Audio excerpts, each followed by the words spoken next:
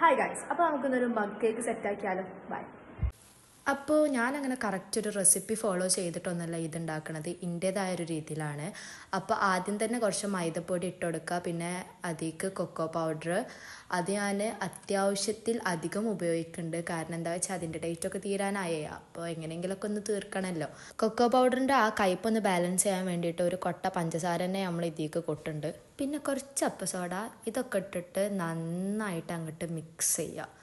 ആരോടെങ്കിലും ദേഷ്യം ഉണ്ടെന്നുണ്ടെങ്കിൽ ഇതിനാണ്ട് തീർത്തോളി, എന്തിനാ വെറുതെ നമ്മൾ വർത്താനം ഉണ്ടാക്കാൻ. അതിനുശേഷം എന്തിനാണെന്നറിയില്ല ഇതിൽ ആരൊക്കെയൊക്കെ ഉപ്പിട്ട് കണ്ട്, അപ്പോൾ ഞാനും കുറച്ച് ഉപ്പിട്ട് കൊടുത്ത്. പിന്നെ ആവശ്യത്തിന് മാത്രം പാലൊഴിക്കുക. എൻ്റെ അതേമാതിരി വേറെ എവിടേക്കെങ്കിലുമൊക്കെ നോക്കി ആലോചിച്ചിരുന്ന് ഒഴിച്ചാൽ ഇതേപോലെ പാല് കൂടും. ഇന്ത്യയിൽ ലാസ്റ്റ് പാലൊക്കെ കൂടി കുറേ പൊടികൾ പിന്നെ അങ്ങോട്ടും ഇങ്ങോട്ടും ഇട്ടിട്ടാണ് പിന്നെ ഒന്ന് റെഡിയായി കിട്ടിയത്. ഞാനൊരു കറക്റ്റ് റെസിപ്പി ഒന്നും ഫോളോ ചെയ്യാത്തത് കൊണ്ട് തന്നെ എനിക്ക് എന്തൊക്കെയാണ് അവിടെ ഇവിടെയൊക്കെ മിസ്റ്റേക്ക് വന്നിട്ടുണ്ട്. പിന്നെ എന്ത് മിസ്റ്റേക്ക് വന്നിട്ടും കാര്യമില്ല, ഇത് തിന്നാളത് ഞാൻ തന്നെ തിന്ന് തീർക്കണേ.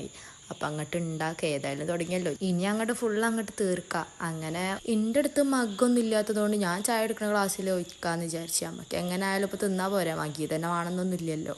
അങ്ങനെ ഡെക്കറേഷന് കുറച്ച് ചോക്ലേറ്റൊക്കെ ഇട്ടിട്ട് നമ്മൾ സാധനം സെറ്റ് ചെയ്യാൻ വേണ്ടി വെച്ച്.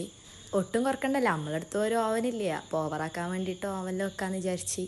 പിന്നെ അങ്ങോട്ടൊരു കാത്തിരിപ്പ് കാത്തിരിപ്പിൻ്റെ ഇടയിലാണ് എത്തിയ ഈ സാധനങ്ങളൊക്കെ അത് മേലേക്ക് പൊന്തണ്. പഠിച്ചോനെ കയ്യിൽ നിന്ന് പോയല്ലോ എന്ന് വിചാരിച്ചിരിക്കും. പിന്നൊരു ആത്മധൈര്യത്തിൽ അങ്ങോട്ട് വെച്ച്, കേടന്നാലേ ഇമ്മക്ക് ഇതേപോലത്തെ സാധനം അങ്ങോട്ട് വെച്ചുകൊടുക്കേണ്ടി വരും.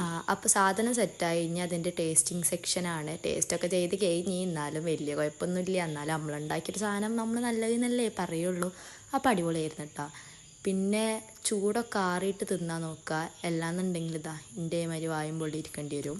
അപ്പോൾ ഓക്കെടാ, ബൈ.